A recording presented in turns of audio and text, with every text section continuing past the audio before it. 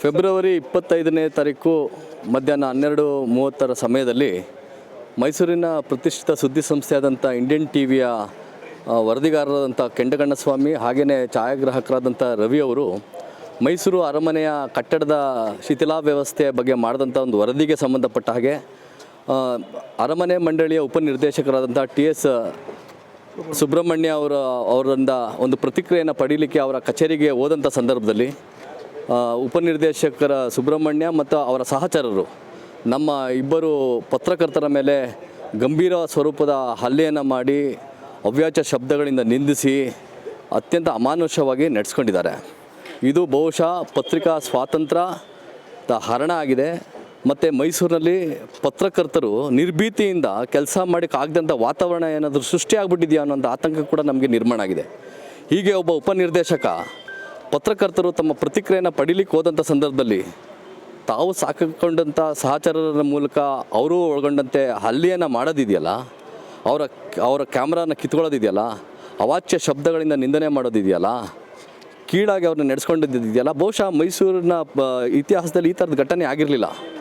ಬಹುಶಃ ಇದು ಅತ್ಯಂತ ಖಂಡನೀಯವಾದಂಥದ್ದು ಮತ್ತು ಆತಂಕ ಮೂಡಿಸುವಂಥ ಪ್ರಕರಣ. ಹಾಗಾಗಿ ಇವತ್ತು ನಾವು ನಮ್ಮ ಪತ್ರಕರ್ತರಿಗೆ ನ್ಯಾಯವನ್ನು ಕೊಡಬೇಕು ಅಂತಂಥೇಳಿ ಮೈಸೂರು ಜಿಲ್ಲಾ ಪತ್ರಕರ್ತರ ಸಂಘದ ವತಿಯಿಂದ ನಾವು ಇವತ್ತು ಪೊಲೀಸ್ ಠಾಣೆಯಲ್ಲಿ ದೇವರಾಜ ಪೊಲೀಸ್ ಠಾಣೆಯಲ್ಲಿ ದೂರನ್ನು ದಾಖಲಿಸಿದ್ದೀವಿ.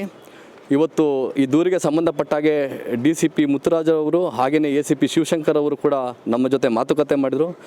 ಈ ವಿಚಾರದಲ್ಲಿ ಮೈಸೂರು ಜಿಲ್ಲಾ ಪತ್ರಕರ್ತರ ಸಂಘ ಆಗಿರ್ಬೋದು, ಪತ್ರಕರ್ತರಾಗಿರ್ಬೋದು ಯಾವುದೇ ರೀತಿಯ ಹಿಂದೆ ಸರಿಯುವಂಥ ಪ್ರಶ್ನೆಯೇ ಇಲ್ಲ. ಯಾಕೆಂದರೆ ಇದು ಪ್ರಜಾಪ್ರಭುತ್ವದ ಅತ್ಯಂತ ಮಾರಕವಾದಂಥ ಒಂದು ಘಟನೆ, ಹೇಯ ಕೃತ್ಯ. ಆಮೇಲೆ ಪತ್ರಿಕಾ ಸ್ವಾತಂತ್ರ್ಯಕ್ಕೆ ಆಗಿರುವಂಥ ಧಕ್ಕೆ. ಹಾಗೇನು ಇಡೀ ಪತ್ರಿಕಾ ಸಮುದಾಯವನ್ನು ಹೀಯಾಳಿಸಿ ನೀವು ಪತ್ರಕರ್ತರು ಏನು ಕಿತ್ಕೊತೀರಿ ನನ್ನ ಹತ್ರ ಅನ್ನುವಂಥ ಮಾತಿದೆಯಲ್ಲ, ಇದು ಅತ್ಯಂತ ನೋವಿನ ಸಂಗತಿ. ಈ ರೀತಿಯ ಒಂದು ವರ್ತನೆ, ಒಬ್ಬ ಅಧಿಕಾರಿಯ ವರ್ತನೆಯನ್ನು ಹಿಂದೆಂದೂ ಕೂಡ ನಾವು ನೋಡಿರಲಿಲ್ಲ. ಹಾಗಾಗಿ ನಾವು ಇವತ್ತು ಜಿಲ್ಲಾ ಪತ್ರಕರ್ತರ ಸಂಘದಿಂದ ವೈಯಕ್ತಿಕ ದೂರನ್ನು ಕೊಟ್ಟಿದ್ದಾರೆ. ಇಲ್ಲ, ಜಿಲ್ಲಾ ಪತ್ರ ಸಂಘದ ಎಲ್ಲ ಪದಾಧಿಕಾರಿಗಳು ಇದ್ದೀವಿ. ಪ್ರಕರಣವನ್ನು ಸುಬ್ರಹ್ಮಣ್ಯ ಮತ್ತು ಆ ಸಹಚರರ ಮೇಲೆ ಪ್ರಕರಣವನ್ನು ದಾಖಲಿಸುವುದಾಗಿ ಇವತ್ತು DCP ಅವರು ಭರವಸೆಯನ್ನು ಕೊಟ್ಟಿದ್ದಾರೆ. ಅದರ ಸಂಬಂಧಪಟ್ಟ ಹಾಗೆ ಅಲ್ಲಿ ಪ್ರಕ್ರಿಯೆಗಳು ನಡೀತಾ ಇದ್ದಾವೆ. ನಾವು ಈ ಮೂಲಕ ಕೇಳ್ಕೊಳ್ಳೋದಿಷ್ಟೇ, ಕೇವಲ ಪ್ರಕರಣವನ್ನು ದಾಖಲು ಮಾಡಿದ ಮಾತ್ರಕ್ಕೆ ಇಲ್ಲಿ ನಮಗೆ ಪತ್ರಕರ್ತರಿಗೆ ಮತ್ತು ಸಂತ್ರಸ್ತರಿಗೆ ನ್ಯಾಯ ಸಿಕ್ಕಿದೆ ಅಂತಲ್ಲ.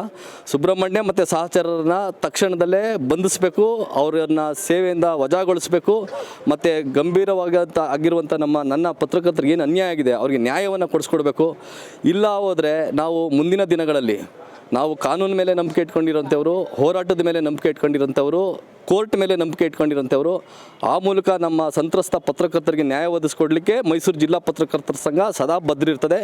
ಹಾಗೆಯೇ ನಾವು ಇವತ್ತು ಇಡೀ ಘಟನೆಯನ್ನು ಪತ್ರಿಕಾ ಸಮುದಾಯದ ಪರವಾಗಿ ನಾನು ತೀವ್ರವಾಗಿ ಖಂಡಿಸ್ತಾ ಇದ್ದೇನೆ.